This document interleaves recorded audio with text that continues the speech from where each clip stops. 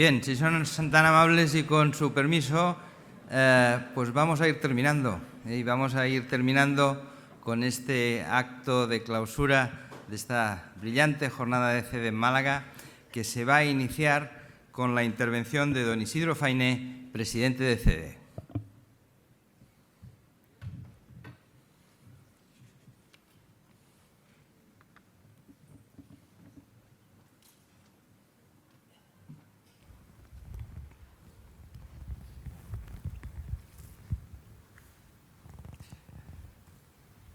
Excelentísimo señor alcalde de Málaga, excelentísimo señor consejero de Economía, Innovación, Ciencia y Empleo de la Junta de Andalucía, excelentísimo señor presidente de la Diputación de Málaga, presidente de ADACEM, autoridades, señores y señores, amigos de CEDE. En primer lugar, me gustaría agradecer una vez más la hospitalidad que esta ciudad y sus gentes nos han brindado en todo momento. Y si me lo permiten, quiero agradecer muy especialmente a los patrocinadores de CEDE el apoyo que siempre nos prestan de una manera incondicional. También quiero felicitar a los brillantes ponentes y moderadores, auténticos líderes en sus respectivos campos, que han conseguido que sus exposiciones sean pedagógicas y útiles a la vez que intelectualmente estimulantes.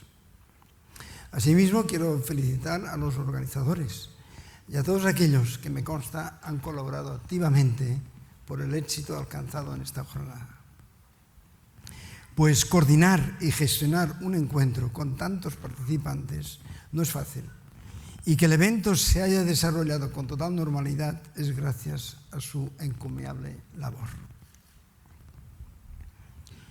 Llega el momento de clausurar el encuentro anual de CEDE, que un año más, ya son 12, ha reunido a más de 1.500 directivos de toda España, con el lema Estrategias para la recuperación, el valor del directivo. Cerramos una densa jornada, rica en contenidos y ponentes, en la que hemos compartido reflexiones sobre el momento que estamos viviendo, sobre las fortalezas que pueden impulsar la recuperación y sobre los retos que juntos debemos superar. Creo que ha quedado claro en esta jornada que el clima que respiramos hoy es muy distinto al de hace un año en Madrid o incluso al de hace unos meses. La economía española comienza a dar señales claras de estabilidad y de recuperación incipiente. Se comienza a extender un mayor optimismo respecto a las perspectivas económicas de España. Un optimismo cauteloso, como no podría ser de otra manera. Pero las cosas se ven distintas. El futuro se ve más positivamente.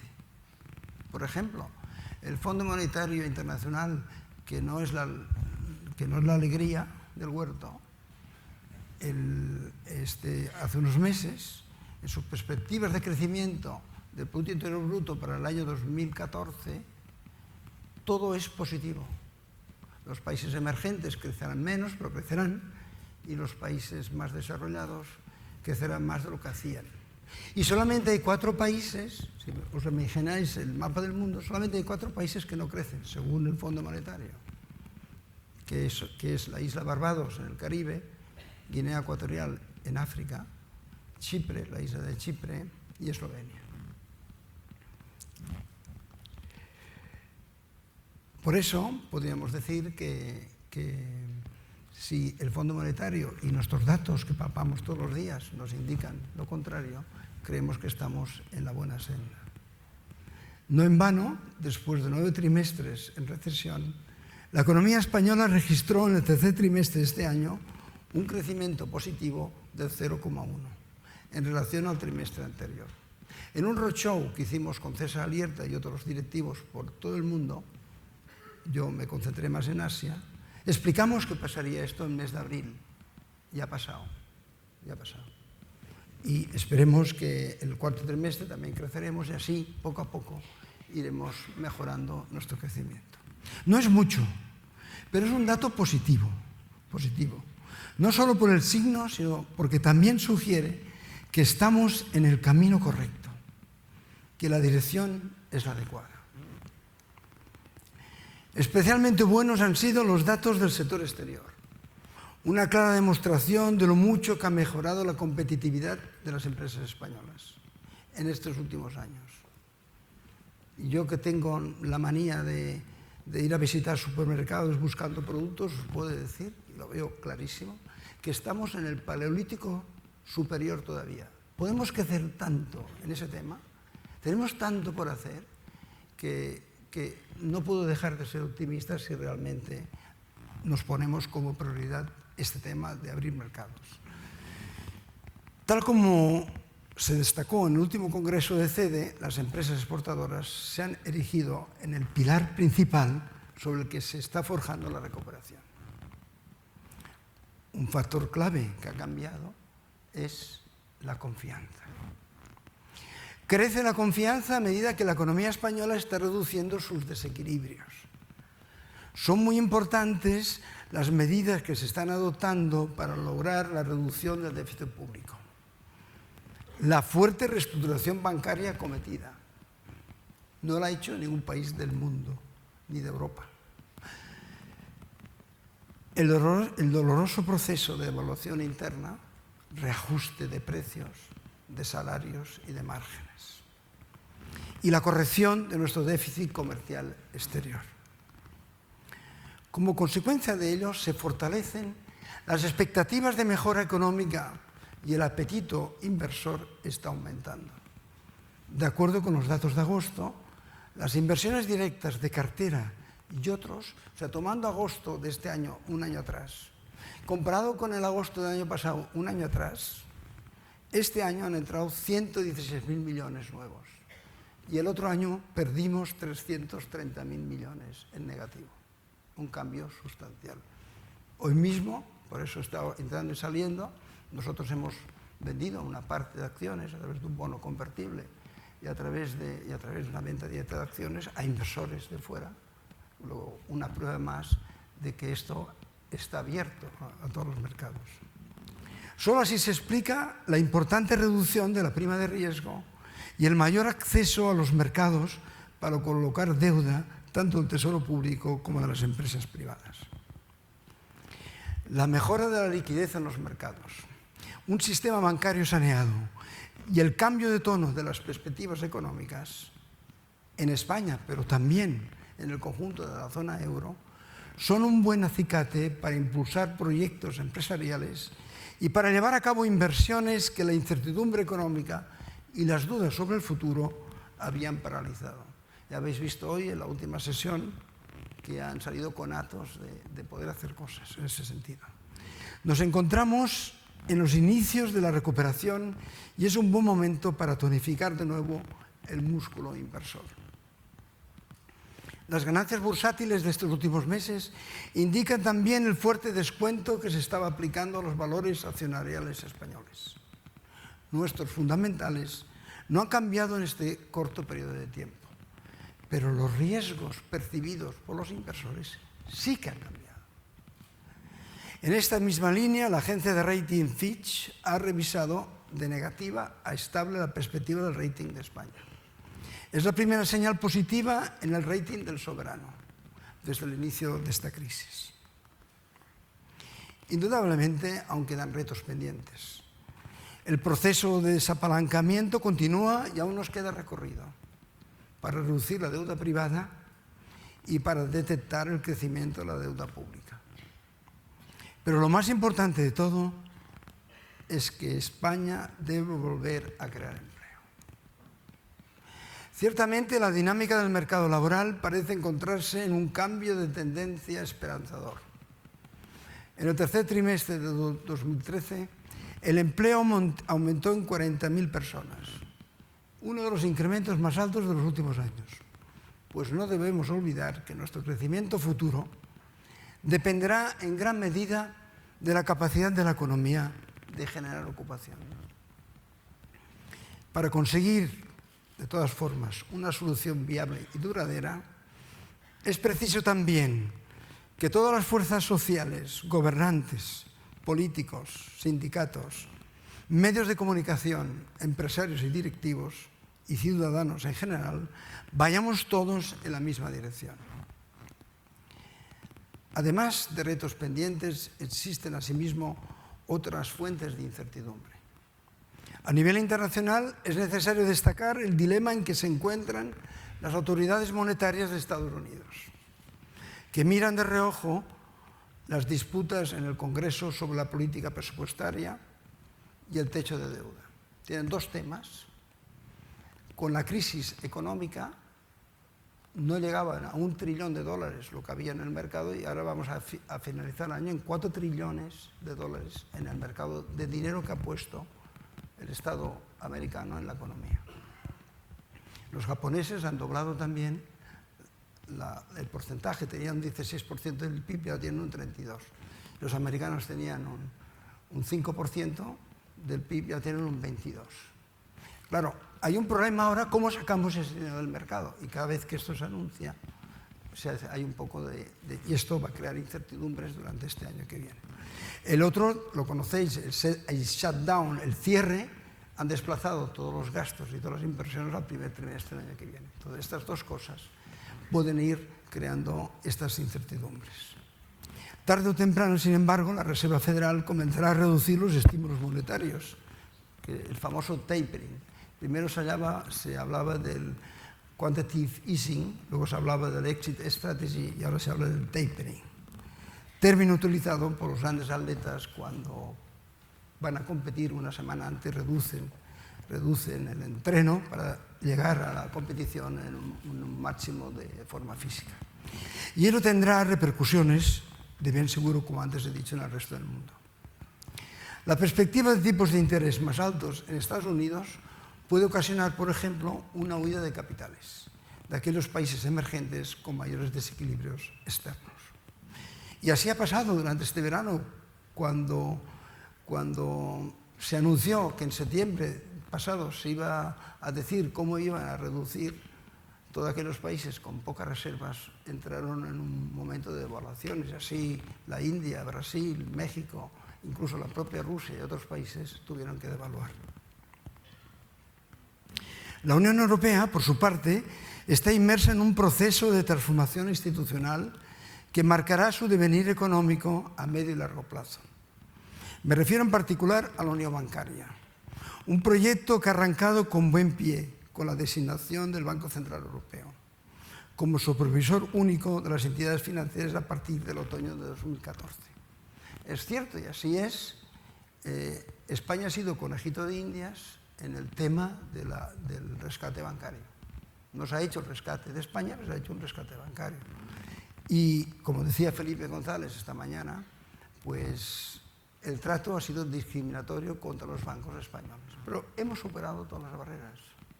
Y yo estoy seguro, nos queda todavía algunas más, pero saldremos adelante.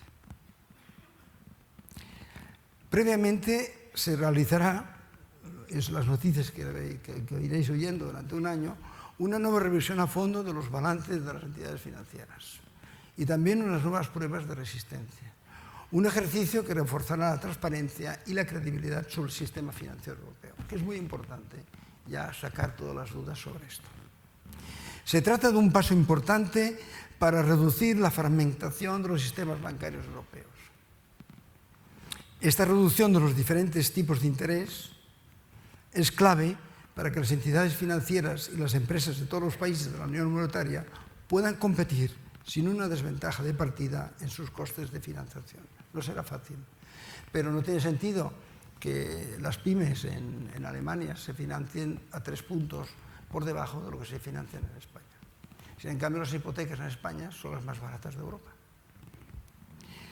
Al hablar de las grandes magnitudes macroeconómicas y de la problemática financiera, corremos el riesgo de pasar por alto un elemento que en realidad, para mí y para muchos de vosotros, es el más importante para el futuro de un país y sus ciudadanos. El factor principal que determina el éxito no es otro que la existencia de emprendedores, de personas comprometidas, perseverantes, con visión realista, con vitalidad y con energía, porque hay que trasladar a tu alrededor esta energía, con sentido de responsabilidad social y con dotes de liderazgo, que les proporciona una capacidad a menudo innata de asumir riesgos, pero también fracasos. Uno de los primeros pensadores que incidió en la importancia de los líderes o emprendedores fue el economista austriaco Schumpeter. En este sentido, Schumpeter era poco optimista respecto al espíritu emprendedor de las empresas norteamericanas de mediados del siglo XX. Pensaba que el liderazgo estaba dando muestras de parálisis y abría paso a la burocratización. La burocracia, sea privada o pública, podría funcionar bien en entornos estables, pero no está preparada para el cambio, y mucho menos en tiempos complejos. Y en todas las empresas y en todos los organismos se acumulan burocracias. Vivimos en un entorno cada vez más globalizado, de infinitas redes y alianzas transnacionales y con las emergencias constantes de nuevas tecnologías, tal y como hemos podido ver esta mañana en la conferencia inaugural de CESA Alerta. En cambio, el cambio es el único principio de gestión incontestable. Los líderes se deben preparar para situaciones que ni siquiera pueden imaginar. El otro decía antes de ayer, creo que decía a los directores, a una serie de directivos de la Caja: yo nunca he encontrado una época fácil. Todas las épocas han sido difíciles. Yo no recuerdo, he tenido que trabajar siempre igual. O sea, no sé dónde están las épocas fáciles. Es que no existen, seguramente no existen. Hombre, puede ser que, digo, las personas que tienen responsabilidad, puede ser que unos auxiliares o asistentes pues puedan vivir con más comodidad, pero cualquier persona que hoy tenga una responsabilidad, y hace 50 años, y 30 y 20, hacer, como decimos en catalán, hacer hervir la olla, crear riqueza, no es fácil, es muy difícil. Es igual cuando sí es una época fácil o no tan fácil.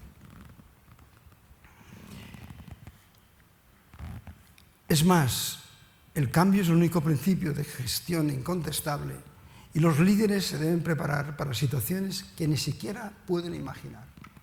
Ni siquiera puedes imaginar. Hay situaciones difíciles que no las, y también hay oportunidades que tampoco te las puedes imaginar y tienes que estar siempre con el periscopio al tanto. Ante ese panorama nos equivocaríamos si prescindiéramos de los cambios y nos limitáramos a gestionar nuestra posición actual en los mercados. Lo peor que nos puede pasar es que nuestras empresas e instituciones pasen a estar básicamente administradas, en lugar de dirigidas o, mejor aún, lideradas. He conocido a muchos líderes de diferentes sectores y con distintas filosofías, de quienes he intentado aprender de todos ellos. Y todos ellos comparten unos rasgos, unas características que constantemente trato de incorporar como guía de actuación en mi vida. El líder, y aquí hay muchos de vosotros, yo conozco un montón, he saludado a muchos y hay muchos, pero el líder no es el... No, el líder puede ser un ama de casa, puede ser una ordenanza, puede ser... El líder innova, no administra, no, es que yo lo hago así con todo el... No, no, el líder innova, no administra. El líder desarrolla, no se limita a mantener. Mira, estoy bien aquí, así, aquí me quedo, ¿no? Se centra en las personas, no en los sistemas y en las estructuras. Entonces es todo control. Hombre, estamos hartos de controladores. Tiene una perspectiva de largo alcance, no una visión cortoplacista de este mes o de los próximos 3 meses. El líder pregunta el qué, el por qué y el para qué. Y a su gente les dice el qué, el por qué y el para qué, hace lo que está haciendo. Tiene la vista en el horizonte, no solo ya digo, en los resultados, sino también en las cuotas del mercado, en las oportunidades que se le ofrecen. Pone en tela de juicio la situación de las cosas, no se limita a aceptarlas. El líder es él mismo, un original, no una copia a partir de recetas de libro. El líder comunica, no ordena, comunica, convence. Y el líder no controla o impone, sino que inspira confianza. Es más, el verdadero líder es el que consigue que sus colaboradores confíen en sí mismos. Me gusta aplicar el concepto de democracia en las empresas para sintetizar esta nueva concepción del liderazgo empresarial. Como señala Amartya Sen, Premio Nobel de Economía, la democracia no es solo una forma de elegir gobierno y de organizar la vida pública, sino también una actitud, una disposición al diálogo y a la comunicación completa.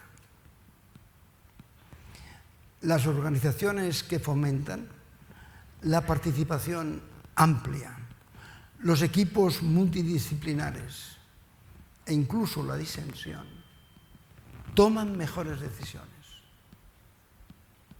No queremos organizaciones de sí señor, sí señor, sí señor. No. A mí me gusta la gente rebelde, que tiene criterio propio.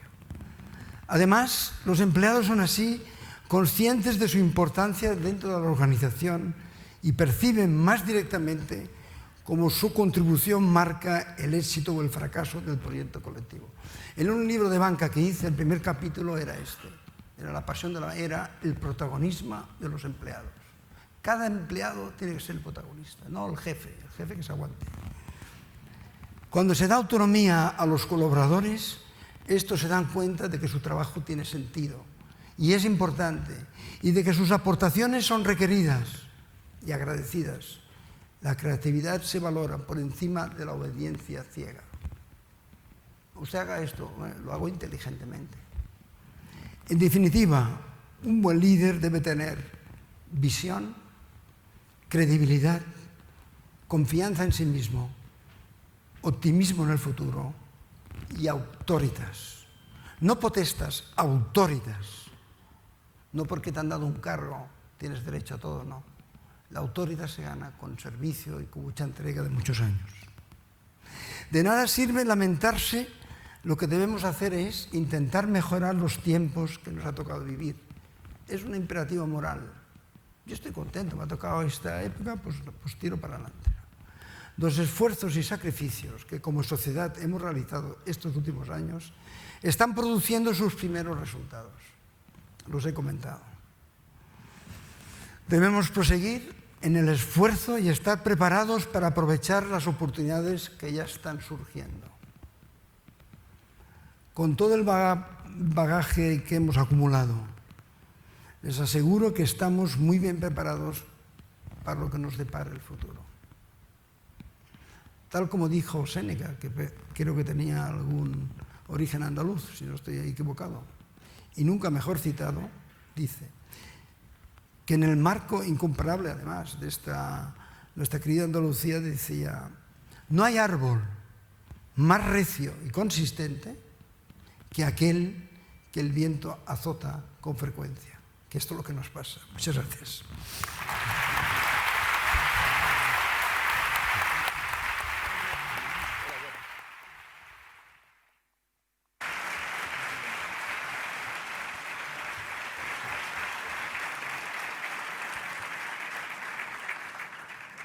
A continuación intervendrá don Elías Bendodo, presidente de la Diputación de Málaga.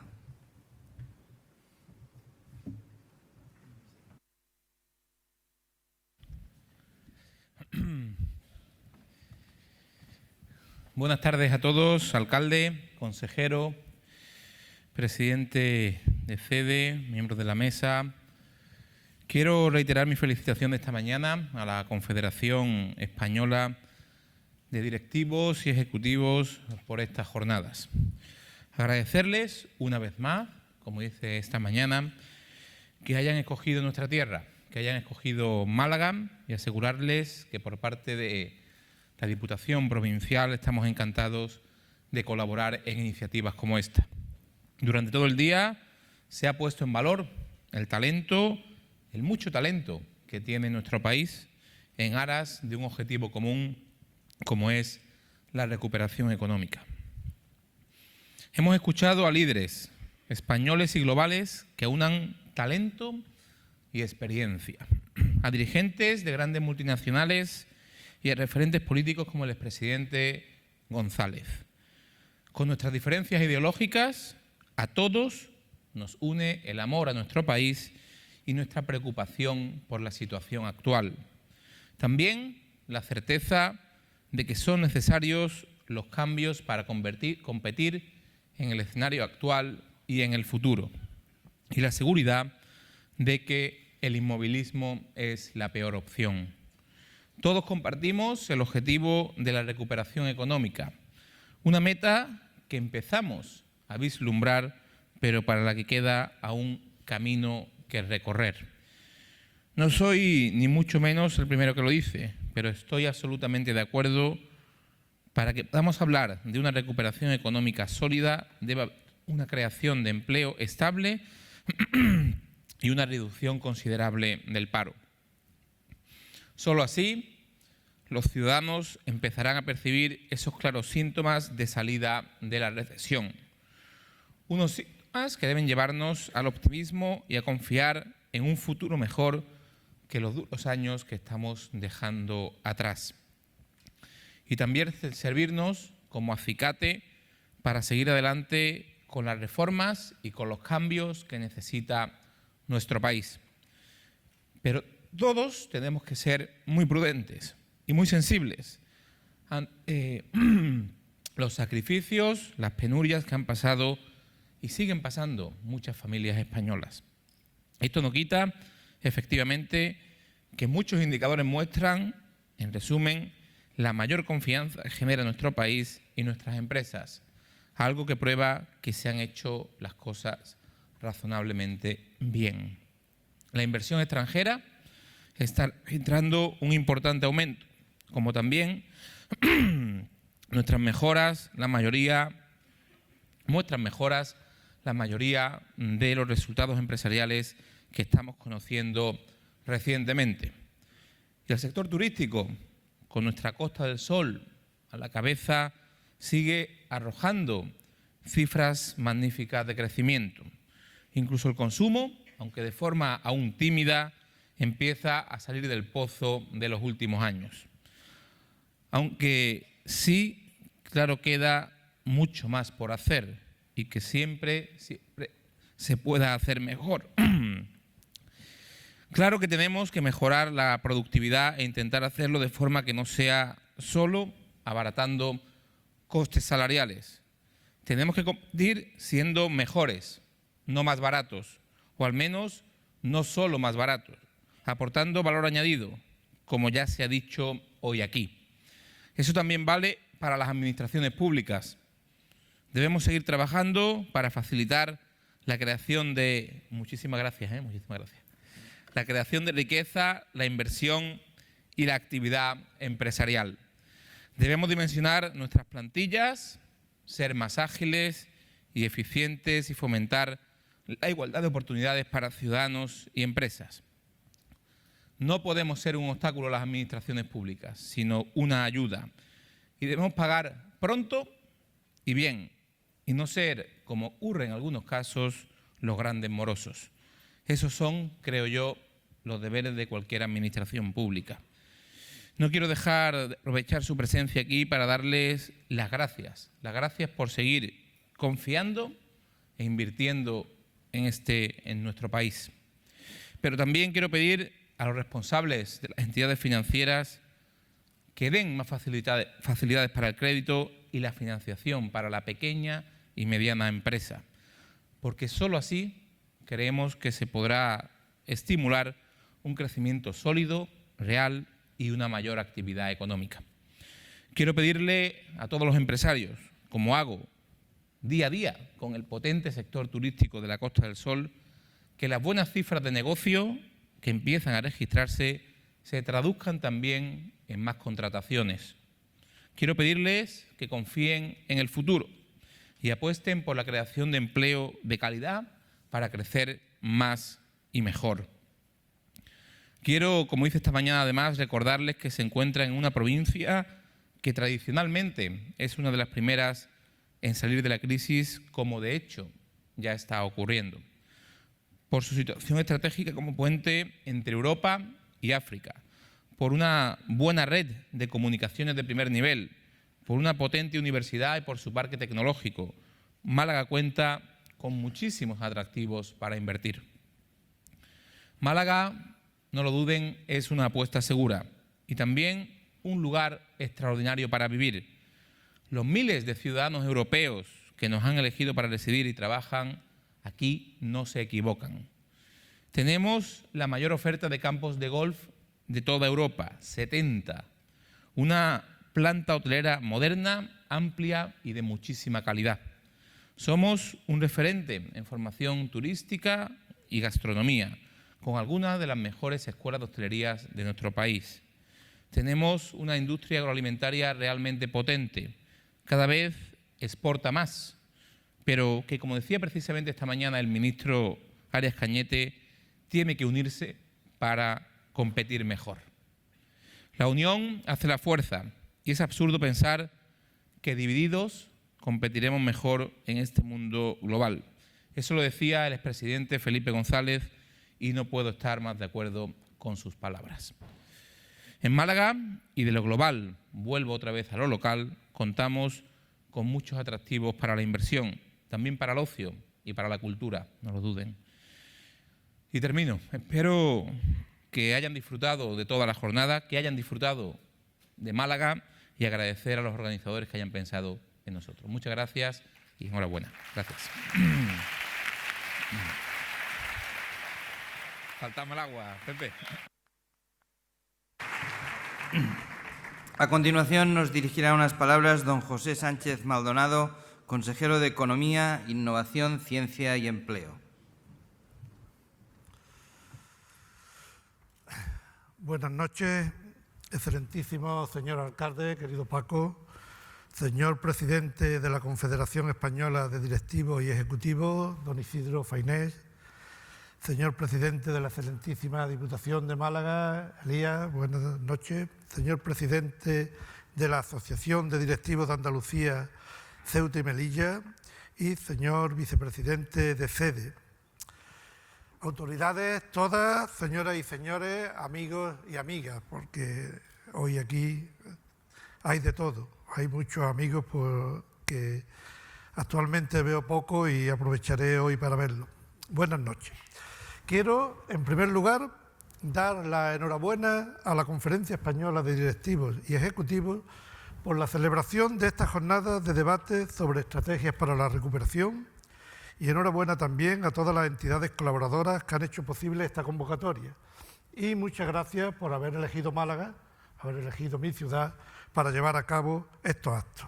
En segundo lugar, como no podía ser menos, quiero agradecerles la invitación a este acto de clausura y la oportunidad que me brindan de compartir con ustedes algunas reflexiones sobre las estrategias de recuperación que tiene en marcha la Junta de Andalucía, que tiene en marcha el Gobierno andaluz. Una estrategia orientada a la reevaluación del modelo productivo andaluz para intentar superar la crisis con el menor coste social posible, generar crecimiento y, en definitiva, crear empleo, que es el gran problema de la economía española en general y de la andaluza en particular. No voy a repetir las palabras que también dichas se acaban de pronunciar por parte de don Isidro Fainés. Es verdad que el panorama económico va cambiando. Los indicadores de sentimiento positivos que se podían vislumbrar a final del año pasado y en el primer trimestre de este año han precedido a los indicadores macroeconómicos que nos ponen de manifiesto que hemos tocado suelo, que la recesión ha terminado y que podremos vislumbrar un periodo de crecimiento de la economía. El que les habla esta noche es optimista. Las previsiones van del 0,2 de crecimiento que establece el Fondo Monetario Internacional, pero que tampoco nos debemos de asustar porque casi siempre se equivoca, a las mejores como las de analistas económicos de Andalucía. Tenemos en nuestra ciudad un gabinete de coyuntura de mucho prestigio que han determinado unas posibilidades de crecimiento para el año 2014 del 1,1. Yo ya les digo, soy optimista y creo que se van a cumplir, si no superar, estas previsiones de analistas económicos de Andalucía. También no es que sean las únicas. La Unión Europea, que también suele dar cifras no muy optimistas, nos vaticina un 0,5, y el Banco de Bilbao en estos últimos días también arrojaba unas cifras de crecimiento del 0,6%. Si hacemos la media, pues nos quedaremos en un 0,6% de crecimiento para el año que viene. Es obvio y resulta evidente que desde las comunidades autónomas no podemos manejar los ciclos económicos, pues no tenemos competencia en las políticas de demanda. Ya no tienen competencia en las políticas de demanda y las políticas monetarias, incluso los estados nacionales las tenemos muy limitadas y están a niveles supranacionales. Sin embargo, sí tenemos algunas competencias que compartimos con el Estado en políticas de oferta, que son, en definitiva, básicamente las orientadas a impulsar el conjunto de los factores productivos de la economía real. También, a pesar, unido a esta falta de competencia en las políticas de demanda, también las comunidades autónomas en general en nuestro país nos enfrentamos a un problema de restricción financiera muy fuerte. A la restricción financiera ya de por sí fuerte a la que se enfrentan el conjunto de las administraciones públicas, unimos la escasa autonomía financiera de las comunidades autónomas, que dependemos en más de un 80% de las transferencias del Estado central. Esto nos coloca en una situación y nos concede un margen de maniobra muy pequeño para poder actuar de cara al futuro. También a esto se une que para el año 2014 la aplicación de los protocolos de déficit, el reparto del déficit que le corresponden a las administraciones públicas españolas, que se distribuye de una manera muy asimétrica entre el Estado central, entre la Administración General del Estado y las comunidades autónomas, en una relación de 1 a 3,5, 1 a 4, también generan una envolvente financiera para el conjunto de las comunidades autónomas de nuestro país, que en el caso de Andalucía les va a suponer disponer de 1.200 millones menos para las cuentas autonómicas de 2014.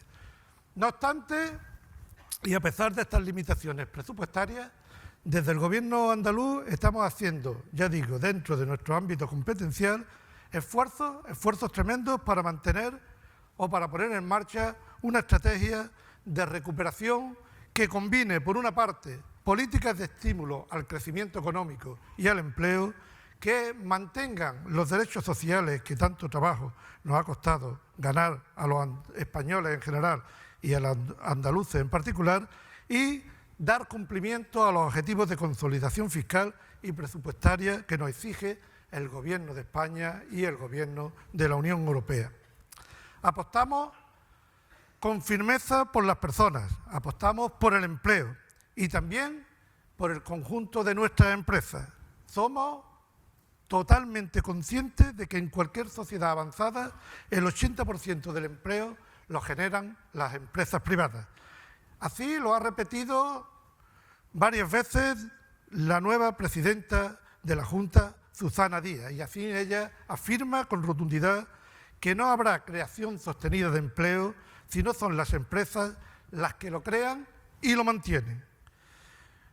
En nuestro camino para propiciar la recuperación de la economía y disminuir la tasa de paro, creemos que es necesario el impulso de un tejido empresarial más amplio, mucho mejor dimensionado y sobre todo con un mayor peso del sector industrial, que en nuestra comunidad es relativamente menor que en la media de España.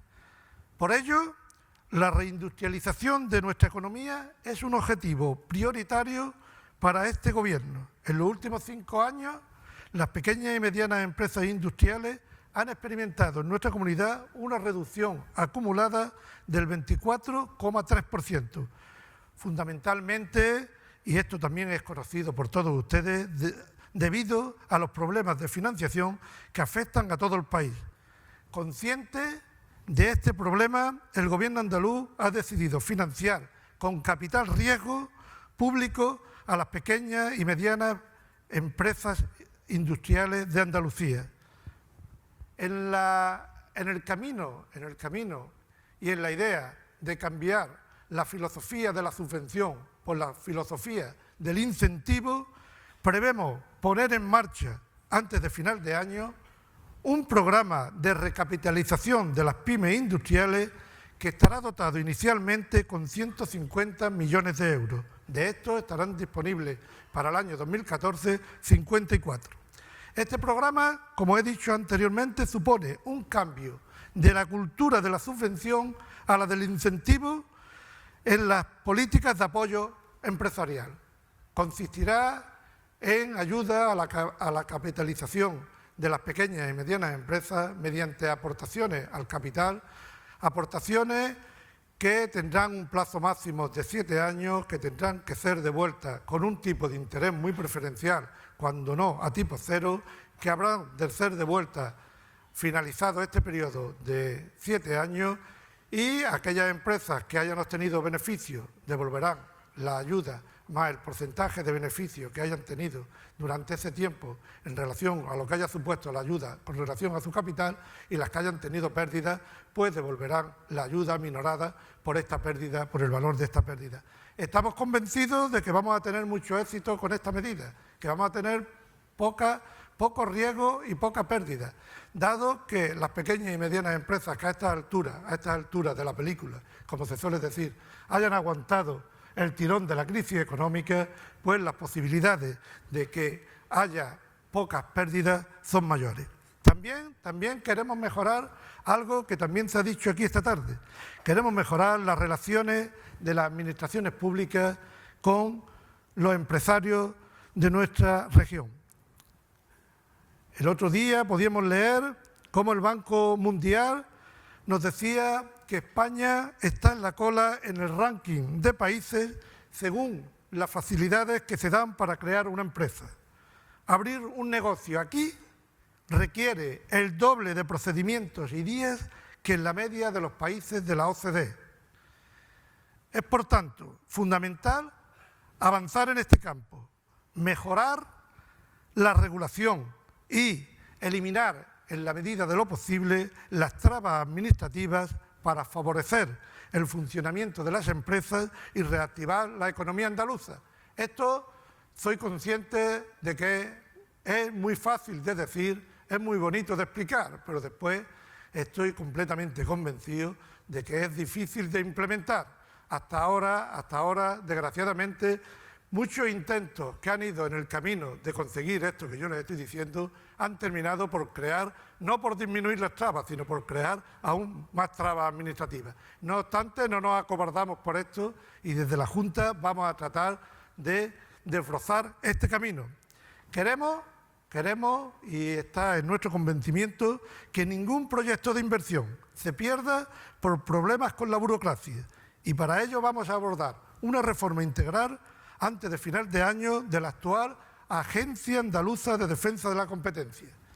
Esta agencia será la encargada de velar y controlar una mejora efectiva de la regulación económica que afecte a los operadores económicos de Andalucía. Otro reto de nuestra economía es extender el valor de la internacionalización. Andalucía está demostrando un gran dinamismo ante la situación adversa del mercado interno.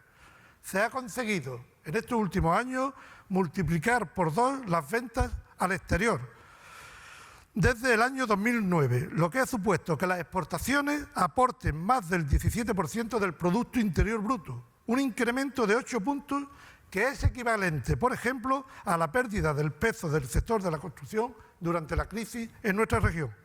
En unos meses tenemos previsto presentar el nuevo plan estratégico de internacionalización de la economía andaluza 2014-2020, que buscará aumentar el número de pymes exportadoras y ganar mayores cuotas en los mercados emergentes.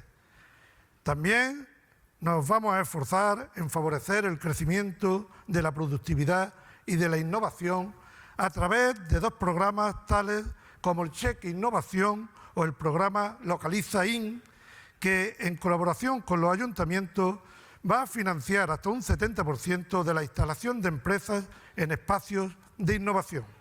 Hace unos pocos días se firmó un primer convenio de este programa de Localiza IN con el Parque Tecnológico de Andalucía y el Ayuntamiento de Málaga, con su alcalde, que tenemos aquí el placer de tener presente esta noche.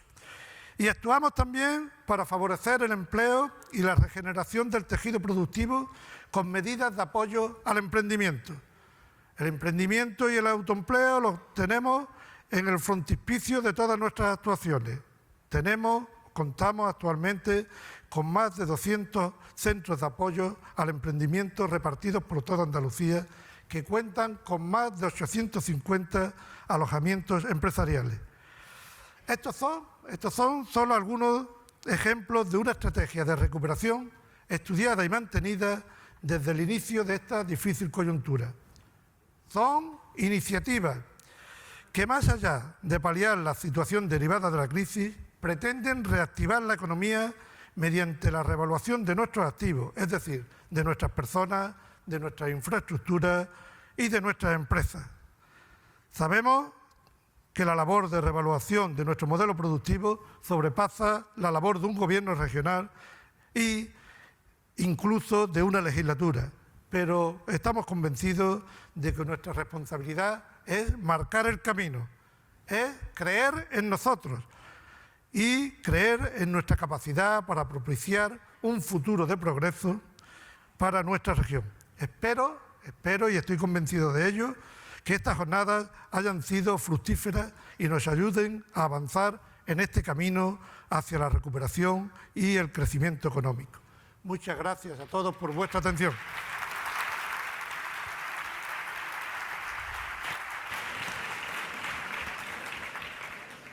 Finalmente, y para proceder a la clausura de estas jornadas, solicitamos la intervención de don Francisco de la Torre, alcalde de Málaga.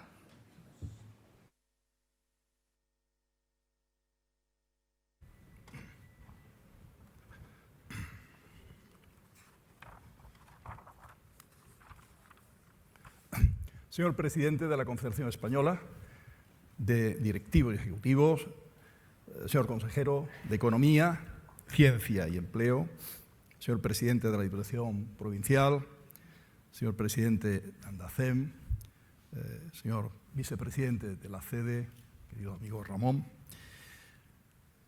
Concluye en este Palacio de Feria y Congresos esta brillante jornada de la Confederación Española de Directivos y Ejecutivos. Y sé que la jornada ha sido muy fructífera. Lo sé porque he podido dedicar el tiempo de estar aquí, de compartirla con ustedes, de reservar el tiempo para ello, y lo he constatado directamente. He visto también, lógicamente, que ustedes no han podido disfrutar mucho de Málaga. Espero que puedan tener otras ocasiones para hacerlo, tanto en el plano profesional como fuera de ello. Y por cierto, quiero que sepan, querido presidente de la Confederación y queridos amigos, Junta Directiva, que estaremos encantados de que repitan en Málaga esta jornada sin esperar muchos años. A propósito del último panel que ha moderado, muy bien, por cierto, Fernando Barnuevo, yo quiero dejar claro que Málaga, y ustedes lo han podido comprobar, aunque sea muy superficialmente, se ha transformado mucho en muy poco tiempo, dispone de infraestructuras de primer nivel, se distingue por su carácter muy abierto y cosmopolita y es una capital de referencia en el Mediterráneo, una ciudad que apuesta, esta mañana lo decíamos, por la tecnología, la cultura, por el turismo también, como palancas de su plan estratégico. Un espacio idóneo para invertir y para vivir, para establecerse y para prosperar. El libro al que me refería esta mañana, y hoy lo traigo en la mano, se ha preparado especialmente para ustedes y lo explica muy bien. Por cierto, el Parque Tecnológico que hablaba esta mañana Federico Romera de una manera muy precisa y muy brillante, y nuestra universidad son dos grandes argumentos que se citan lógicamente y se recogen en el libro, ¿no?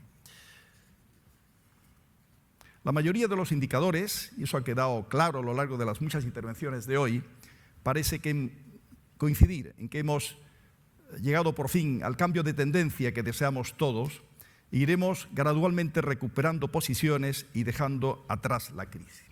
Nuestra principal estrategia para la recuperación debe ser construir el futuro con cimientos sólidos. Esa solidez, a mi juicio, se fundamenta en 3 elementos esenciales, y de ellos se ha hablado mucho a lo largo del día de hoy: competitividad, formación y liderazgo. Ahí en el liderazgo está el valor del directivo, y que magistralmente lo ha explicado Isidro Fainé hace no muchos minutos. Mejorar en competitividad requiere sacrificios, algunos de los cuales hemos tenido que asumir. Por ejemplo, la devaluación de los salarios, que, como ya apunté esta mañana, reducir sueldos no es suficiente o no debe ser el camino. No debemos, repetirlo en el futuro, ese mecanismo, y tenemos que buscar alternativas. Muchas de ellas han hablado a lo largo de hoy. La moneda única, en la cual entramos por méritos económicos claros, no solo conllevaba ventajas, que las tiene muy claras, también nos generó obligaciones cuyo vencimiento se ha retrasado demasiado tiempo. Yo diría que hasta hoy prácticamente, ¿no? En cuanto a formación, necesitamos alcanzar un consenso definitivo para que el sistema educativo sea estable, duradero y produzca excelencia más allá de cualquier otra consideración. Ahí están los ejemplos de Finlandia y Corea del Sur, que pese a sus diferencias culturales, cada uno en su ámbito, en su continente, han demostrado ser eficaces en sus respectivos territorios. Si repasamos los informes del Foro Económico Mundial, detectaremos una paradoja tremendamente llamativa. España está entre los países con mejores escuelas de negocios del mundo. Lo mencioné esta mañana, hoy se ha hablado de ello en algunas de las intervenciones, y eso se ve claramente en la alta calidad de sus directivos. Ha sido mencionado por Alerta y por muchos otros a lo largo del día de hoy. Pero en educación y formación profesional estamos en un lugar muy mejorable. No podemos abstraer, no podemos olvidarnos de ese diagnóstico. Mejorar los datos del informe PISA o el ranking de Shanghái sería muy positivo para la marca España de la que tanto hablamos últimamente. En lo que respecta al liderazgo, además de lo que antes he dicho, coincido con lo que Isidro Fainé decía esta mañana: las habilidades relacionales son las que marcan el éxito.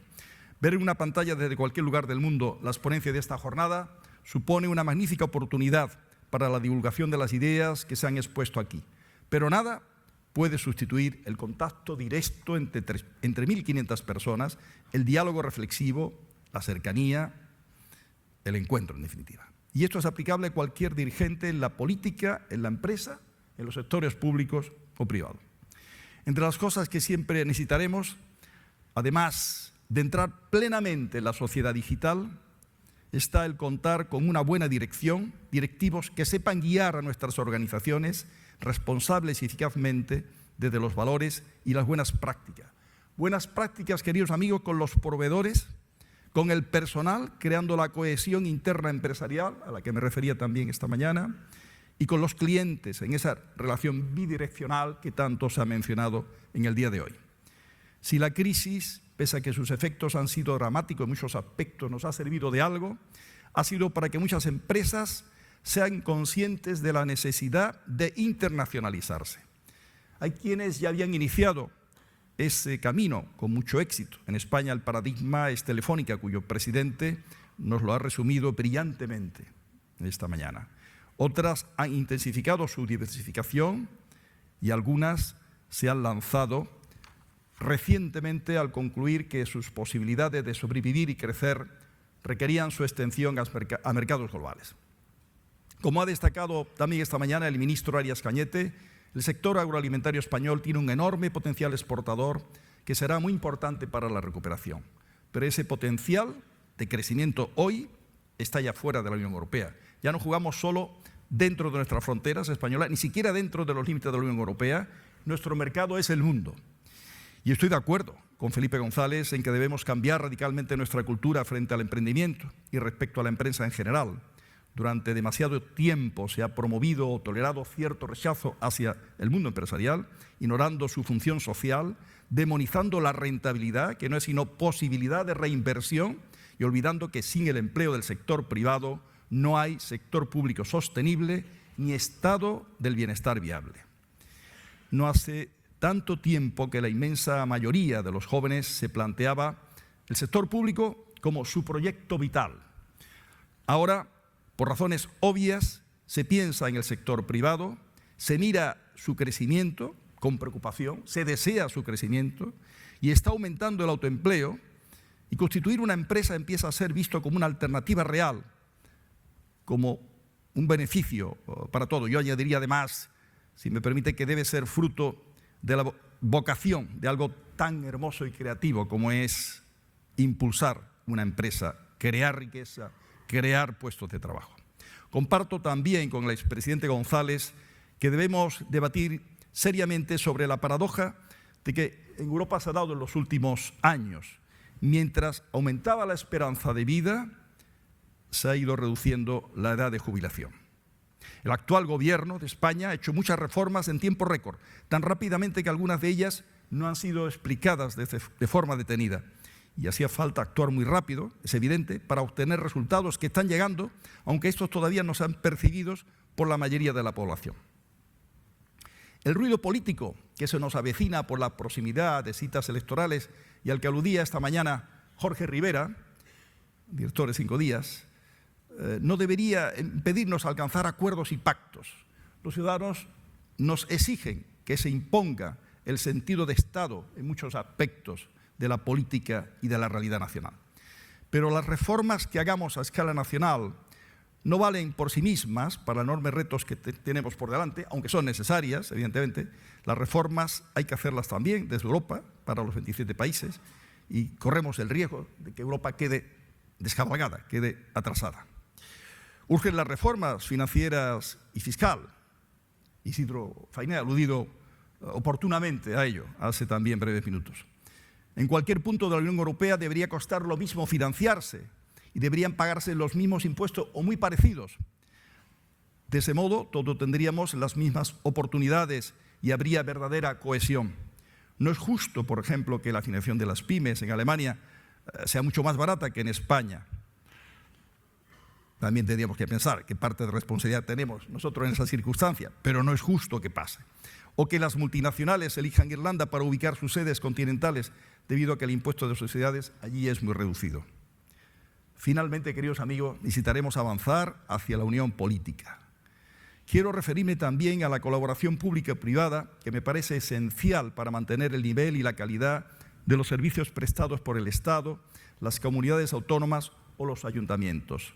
Vamos hacia un nuevo paradigma de administración pública, donde necesitamos reducir coste, y lo importante no es quién presta el servicio, sino que el servicio efectivamente se presta y el ciudadano que lo financia con sus impuestos, que es el accionista de la administración, si me permiten esa expresión, esté satisfecho con lo que obtiene.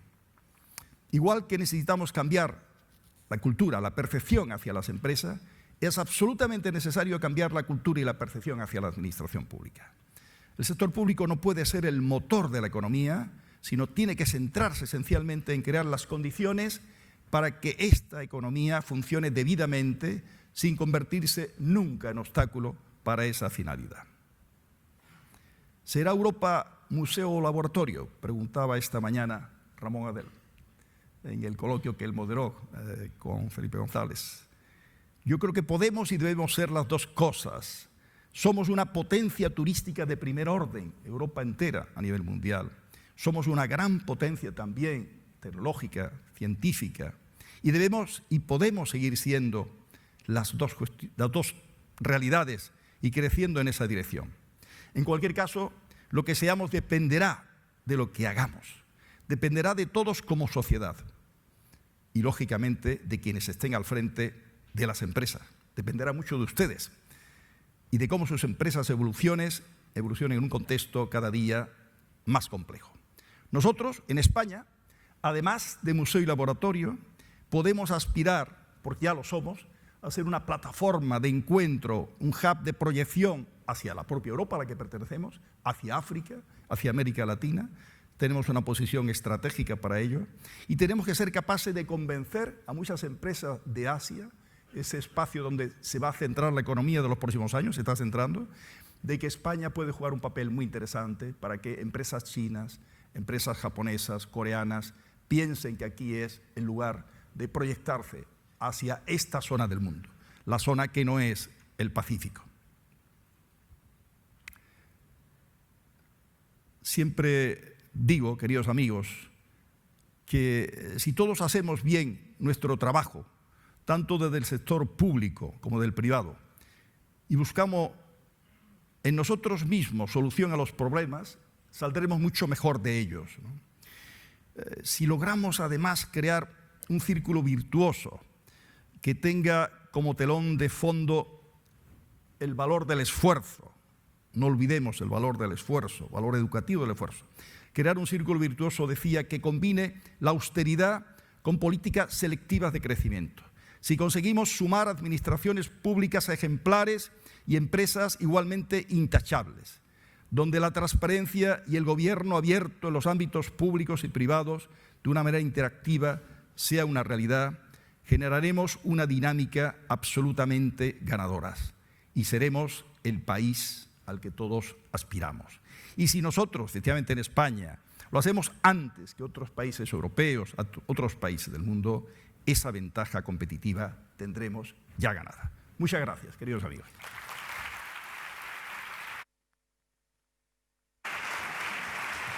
Con las palabras del señor alcalde ponemos punto final a esta jornada, pero nos cuesta dejar Málaga y como nos cuesta dejar Málaga hemos querido alargarlo un poquitín más invitándoles a compartir una copa de vino al acabar.